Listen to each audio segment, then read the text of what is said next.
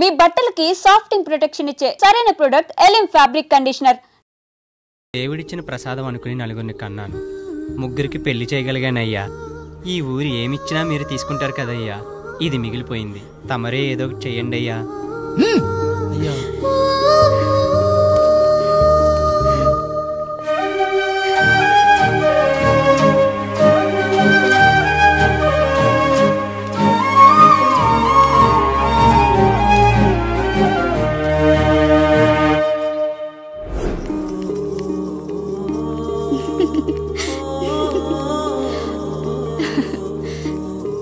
ఈ ఇల్లు, ఆస్తి, ఇంత గొప్ప భర్త, పిల్లలు, చాలా ఆనందంగా ఉందండి.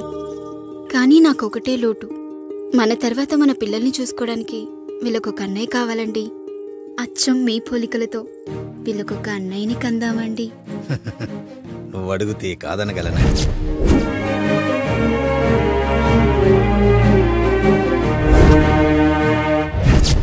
నానా రాయుడెక్కడా? ఇప్పుడే వస్తున్నాను నాన్న.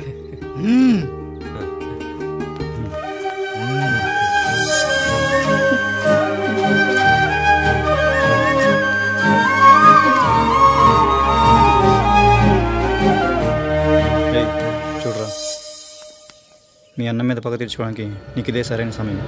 పర్లేదంటావా? ఏం పర్వాలేదు. అయ్యా. ఎరా రంగా, ఏం కావాలో అడగరా. నీకంటూ ఏమి ఇవ్వలేదు, నువ్వు ఏమి అడగలేదు, చెప్పరా. మా అన్నకు నాకు పడట్లేదయ్యా. తోడ పుట్టినవాడని చాలా సహించాను, అడ్డమైన దానాలు చేసి ఆస్తి మొత్తం పోగొట్టాడు. ఇప్పుడేం కావాలరా? కొద్దిగా ఈ కత్తి తీసుకొని వాడిని చంపి పెట్టండి అయ్యా.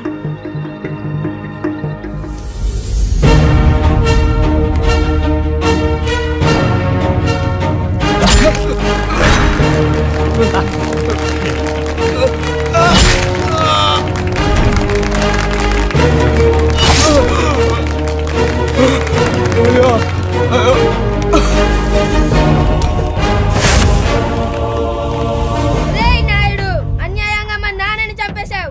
గుర్తుంచుకో, ఈ నాయుడి కొడుకు నీ కుటుంబం పాలిట సైనికుడిగా మారబోతున్నాడు. నిన్ను, నీ కొడుకుని, ఆడికి పుట్టబోయే కొడుకుని, అందరినీ లేపేస్తా.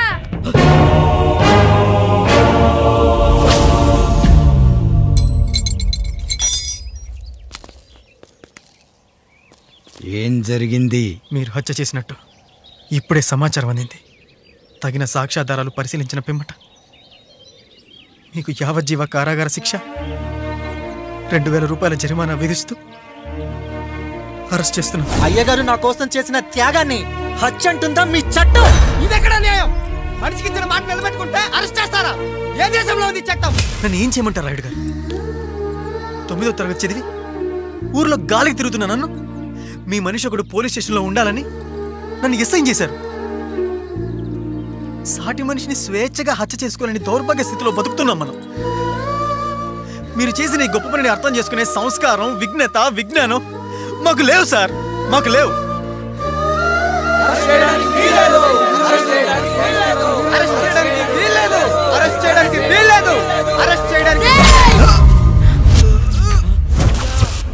నాయుడు గారు,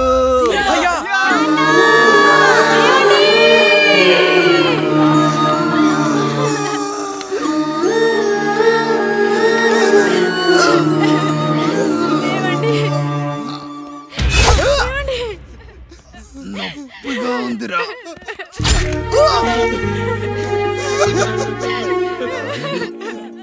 సుధా, నేను లేకుండా ఎలా ఉండగలను? పర్వాలేదండి, బిడ్డలతో నేను ఉండిపోతాను. అయ్యో, ఈ పాడు సమాజం నిన్ను మనశ్శాంతిగా బతకనివ్వదు. ఇంతమంది పిల్లల్ని చూసుకుంటూ భర్త లేకుండా ఎలా బతకగలం?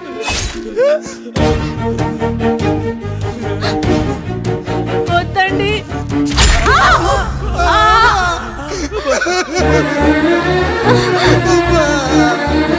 రాయుడు, బిడ్డలు జాగ్రత్త. ఈ రోజు నుంచి వీళ్ళంతా నీ తమ్ముళ్ళు, చెల్లెళ్ళు కాదు, నీ బిడ్డలు.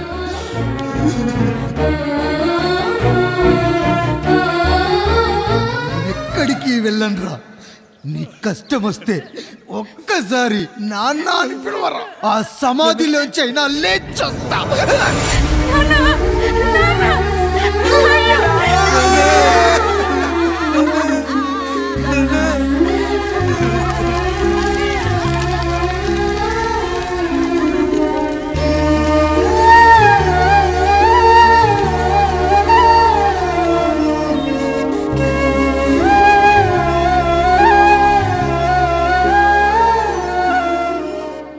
ఇందు మూలంగా 50 మందికి తెలియజేయనిది ఏమనగా, ఊరికి కొత్తగా వచ్చిన యాండ్రాయిడ్ తన తండ్రి పెదరాయుడు అని ఆస్తిలో వాటా పంచమని రచ్చబండిని ఆశ్రయించడం వలన గ్రామ పెద్దలందరూ రేపు 11 గంటలకు రాయుడు గారి ఇంటికి రావాల్సిందిగా కోరుచున్నాము.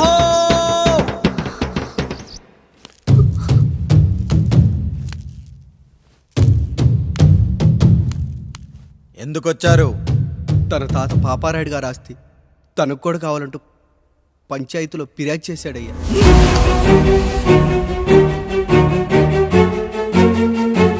మస్తా గారు, ఆ దస్తావేజులు ఇవ్వండి. అయ్యా, మరి మా సంగతి ఏంటి?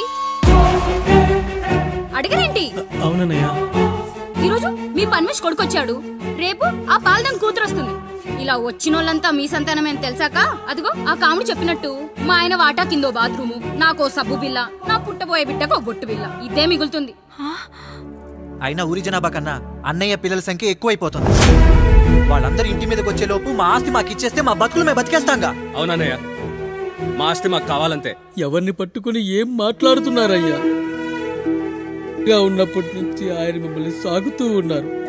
ఈరోజు పెరిగి పండయ్యాక మా దారి మేము చూసుకుంటాం అనడం న్యాయం కాదయ్యా, న్యాయం కాదు. ఏ ఆయన నీకో కొడుకునిచ్చాడా? వాడి పేరేంటి? ఐఫోనా? ఎరా, ఆస్తి కావాలా? 4 బ్రష్లతో తోముకుంటే ఎక్కడ విడిపోతామో అని నా బ్రష్ టూత్ పేస్ట్ నీకు త్యాగం చేసినప్పుడు అప్పుడు అడగాల్సిందిరా అన్నయ్య ఆస్తి కావాలి అని. ఎరా, నేను వాడిపారేసిన లంగోటాలు మార్చి మార్చి చొక్కాలు చేతిగుడ్డలుగా వాడారే, అప్పుడు అడగాల్సిందిరా అన్నయ్య ఆస్తి పంచు అని. నువ్వు 6 నెలల పసికందుగా ఉన్నప్పుడు పాల కోసం ఏడుస్తుంటే నిన్ను తీసుకెళ్లి పశువుల దొడ్లో కట్టేశానే, అప్పుడు అడగాల్సిందిరా అన్నయ్య నాకు ఆస్తి కావాలి. మా తండ్రి గారు పాపారాయుడు పోలికలు నాకు, నా పోలికలు ఆండ్రాయిడ్కి. అసలు మా కుటుంబంలో ఏ పోలికలు లేని మీకు ఎందుకు ఇవ్వాలరా ఆస్తి? ఆస్తి లేదు, గీస్తి లేదు. Get out, get out, get out, get out, get out, get out అని నేను అనొచ్చు, కానీ అనగలనట్రా? అనలేను. ఎందుకంటే మీరంతా నా తమ్ముళ్ళు, నా చెల్లెళ్ళు. రక్తం తాగిన దోమ కూడా వెళ్ళేటప్పుడు కృతజ్ఞతగా ఏ మలేరియానో టైఫాయిడో వదిలి వెళ్తుంది. కానీ రక్తం పంచుకొని పుట్టిన మీరు ఈ అన్నయ్య కోసం ఆస్తి కూడా వదల్లేకపోతున్నారు కదరా. గుమస్తా గారు, నా యావదాస్తి నా తమ్ముళ్లకు, చెల్లెళ్లకు వాళ్ళ పేర్ల మీద రాయండి. నాకు చిల్లి గవ్వ కూడా అక్కర్లేదు. ఇక ఈ ఇంటికి నాకు ఎటువంటి సంబంధం లేదు. లక్ష్మి, సావిత్రి, మీ చీరలు విప్పేయండి. ఇక్కడికి వచ్చేటప్పుడు ఏ చీరలు కట్టుకున్నారో వెళ్ళేటప్పుడు కూడా అదే చీరలు కట్టుకోండి. వెళ్ళిపోదాం. దస్తావేజులు తీసుకురండి.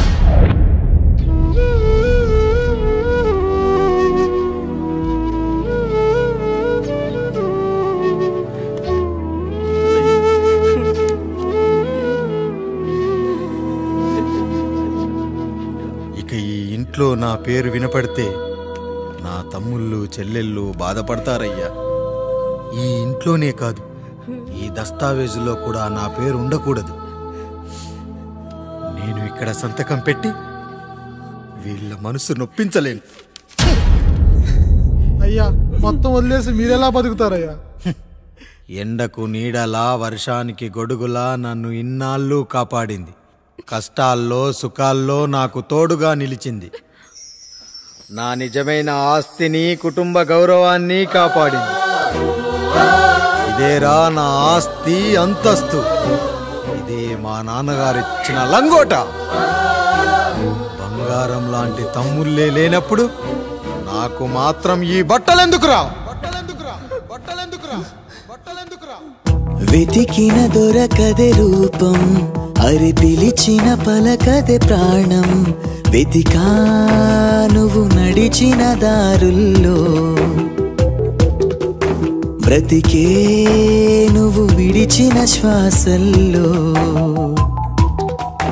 హో నీడనడిగా గాలినడిగా ఎక్కడని నా ప్రాణం, ఏరునడిగా ఊరునడిగా ఎందుకని మౌనం.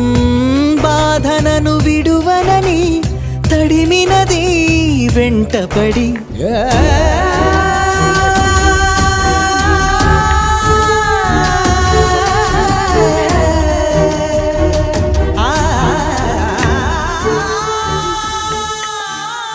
ఏమండి, పప్పులో మీ చెమట పడుతుందండి. ఇడ్లీలో 2 చెంచాల ఉప్పు తగ్గించు లక్ష్మి. ఎలాగో మనం పేదోళ్ళమే కదా, కనీసం ఉప్పు ఖర్చైనా తగ్గుతుందనుకో.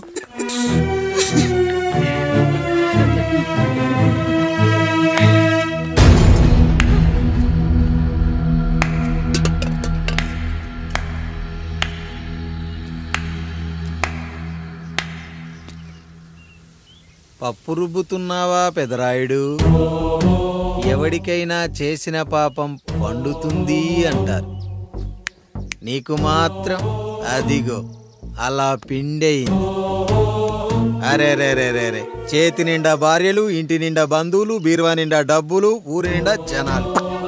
ఏరి ఎక్కడ ఇంటర్వెల్ ముందు ఇంటర్ చదివే కుర్రాడు ఏదో ఆవేశంగా డైలాగులు చెప్పాడు, సెకండ్ హాఫ్ కు మర్చిపోతాడు అనుకున్నావు కదూ? మర్చిపోవడానికి నువ్వు నాకు ఇచ్చింది అప్పు కాదు, ద్రోహం. అమ్మ వచ్చిన ప్రతిసారి అడిగేవాన్ని, అమ్మా నాన్నెక్కడా అని. నీ గురించి తెలిసాక నీ ముందుకొచ్చా, నీ బ్రతుకుని ఇక్కడి దాకా తీసుకొచ్చా. పిక్చర్ అభి బాకీ హే మేరా పితాజీ. నిన్నిలాగే వదిలేస్తే ఈ ఆండ్రాయిడ్ తో వదలవు. సామ్సంగ్లు, హెచ్టీసీలు, లెనోవాలు అంటూ కనిపారేస్తూ మా అమ్మ లాంటి వాళ్ళ కోసం తిరుగుతూనే ఉంటావు.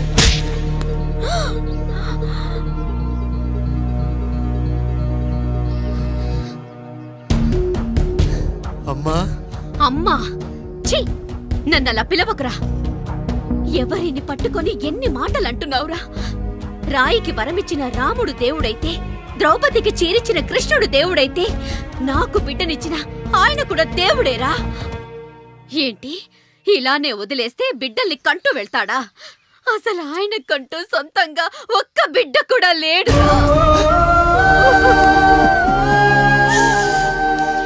అసలు ఏం జరిగిందో తెలుసా? మీరుండండి అయ్యా, ఉండండి. మొదటి భార్యని చేసుకున్నాక పిల్లలు పుట్టలేదని రెండో పెళ్లి చేసుకున్నారు. ఆవిడకి పుట్టలేదు. మూడోసారైనా తగులుతుందనుకున్నాం, తనకే పుట్టలేదు. పిల్లల కోసం పెళ్ళాలని మార్చాడే కాని వాళ్ళని వదిలేయలేదురా. అదిరా మా పెద్దయ్య మనసు. ఆయన దగ్గర బాణం ఉంది కానీ లేదురా, అసలు నీ తండ్రి ఎవరో నీకు తెలుసా? తెలుసా? ఇదిగో ఈ కాముడేరా నీ తండ్రి. గేదె నల్లగా ఉన్నంత మాత్రాన పాలు తెల్లగా ఎలా ఉన్నాయనే కదరా నీ ప్రశ్న. దానికి సమాధానం చెప్పాలంటే, ఒక వర్షం కురిసిన రాత్రి నేను 9వ నెల బాలింతగా ఉన్నప్పుడు. పండు పండు, ఇదిగో. ఏమిటండి ఇది? నిద్రలేస్తే నేను, బయటికెళ్తే కంట్రోడు, పక్కకెళ్తే పాలేరు, ఎప్పుడూ తిరిగే తాయారు. రోజు మమ్మల్ని చూసి చూసి బిడ్డ కూడా జిడ్డు మొహం వేసుకుని పుడతాడేమో అని భయంగా ఉంది. కడుపులో ఉన్నప్పుడు మనం ఎవరి మొహాలైతే చూస్తామో అచ్చం వారి పోలికలతోనే పుడతారంటారు. పొరపాటున నా పోలికలతో పుడితే? అదేంటి కాముడు, నీకేం తక్కువ? జుట్టు ఉండాల్సిన చోట లేకుండా అవసరం లేని చోట విపరీతంగా పెరిగిపోతుంది. మనకు పుట్టబోయే బిడ్డ గొప్ప అందగాడై ఉండాలి. ఇదిగో రోజు ఈ దేవుడి ఫోటోలు చూడు, వాళ్ళలాగే అందంగా పుడతాడు. కడుపుతో ఉన్నప్పుడు ఎవరి ఫోటో చూస్తే ఆ పోలికలతో బిడ్డ పుడతాడా? కనిపించని దేవుడి పోలికలు నా బిడ్డకెందుకు? ఈ ఊరికి దేవుడు రాయుడు. నా బిడ్డ ఆయనలాగే పుట్టాలి, ఆయనలాగే పుట్టాలి.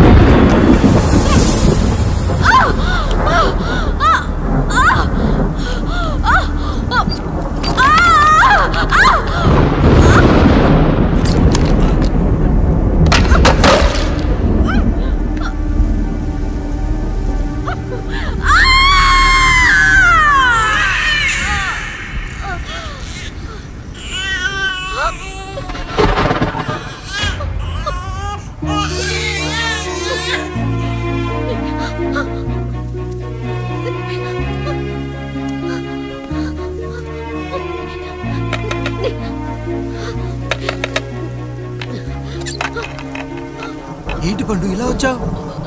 అయ్యా తప్పు జరిగిపోయింది పెద్దయ్యా. ఏం జరిగింది? అసలే నువ్వు ఒట్టి మనిషి కూడా కాదు. ఒక్కసారి ఇటు చూడండి అయ్యా.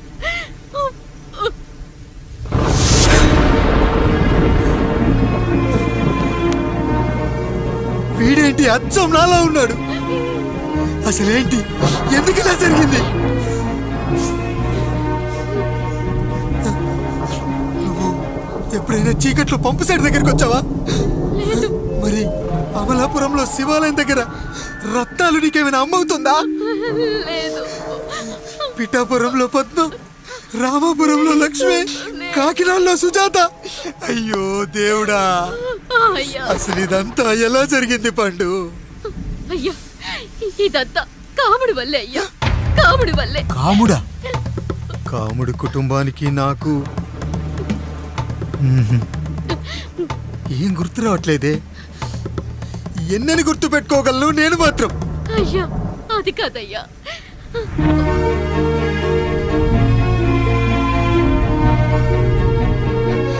అలా రోజు మీ ఫోటో చూసి చూసి అచ్చం మీలాగే పుట్టాడు. అయ్యో, నా పోలికతో బిడ్డ కావాలనుకోవడం ఏంటి పండు? నువ్విలా చేయడం ఏంటి పండు? పోలికల కోసం ఫోటోలు ఎందుకు చూసావు పండు? అందుకే కదయ్యా ముందు ఆ డైలాగ్ చెప్పాను, తప్పు జరిగిందని. ఇప్పుడు ఏం చెయ్యాలయ్యా? స్వచ్ఛమైన మన ప్రేమను ఈ పాడులోకం అర్థం చేసుకోదు. కనీసం మీ ఇద్దరి జీవితం బాగున్నా ఆనందపడేవాని. వీణ్ణి ఇక్కడ ఉంచొద్దు పండు, బయటికి పంపించు. బయటికి పంపించి బాగా చదివించు, గొప్పవాణ్ణి చెయ్యి. వీడికి అయ్యే ఖర్చంతా నేనే భరిస్తా. అవసరమైతే ఆ డబ్బు కాముడి జీతంలో కట్ చేద్దాం. అయ్యా వెళ్లే ముందు వీడికొక పేరు పెట్టండి అయ్యా.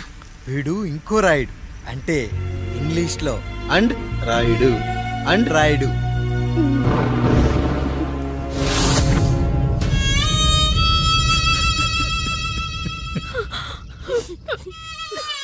ఇది రా నీ కథ, నా గతం. నిన్ను చదివించడం కోసం ఆయన మీ నాన్న జీతంలోంచి నెలకి 3000, 4000 కోసేసిచ్చేవారు. అప్పుడు ఆయన పడిన బాధ పగవాడు కూడా పడకూడదు. చూసావారా, దేవుడు లాంటి పెద్దయ్యని అనవసరంగా అనుమానించు ఎంత పెద్ద తప్పు చేసావో అర్థమైందా? ఒకడు నిమ్మకాయ పెట్టి పసుపు వేసి ఉప్పు కలిపి పులిహోర చేయొచ్చు, కానీ ఆ పులిహోర ఎప్పటికీ దేవుడి ప్రసాదం. నువ్వు ఆ దేవుడి ప్రసాదం, ఇక ఆయనే మీ నాన్న. చూసావా అమ్మా, ఈ రోజు నుంచి నాకు 3 అమ్మలు 2 నాన్నలు. నీకు మాత్రం ఒక్కడే భర్త, నాన్నకు మాత్రం ఒక్కటే భార్య. అయ్యా, బిడ్డను ఒక్కసారి ఎత్తుకొని తిప్పండి అయ్యా. బాబు, నాన్న,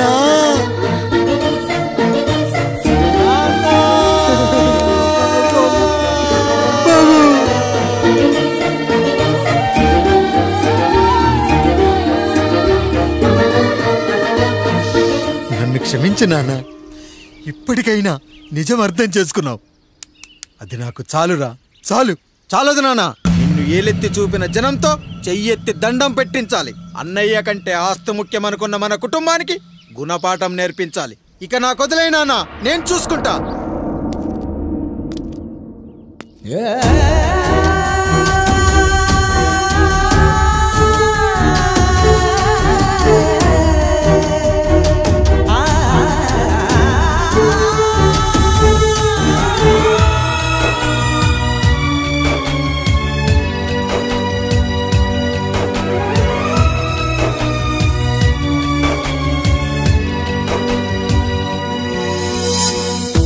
మనసుకే తగిలిన గాయం తుడిచేది ఇంకెవరు?